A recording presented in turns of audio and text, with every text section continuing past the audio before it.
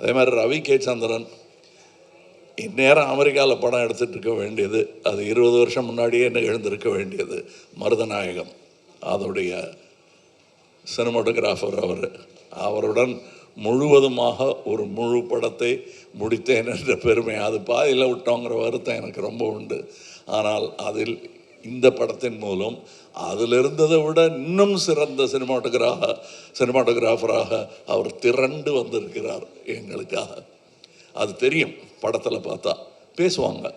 அதை நான் சினிமா விமர்சகர்களிடம் விட்டு விடுகிறேன்.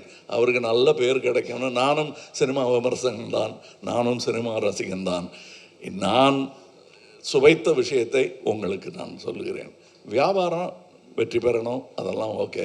என் சினிமாவும் வெல்ல வேண்டும் என்பது தான் ஆரம்ப காலத்திலிருந்து நாங்கள் அதான் ஒரே மாதிரி எண்ணமுடையவர்களுடன் பேசிக்கணும்.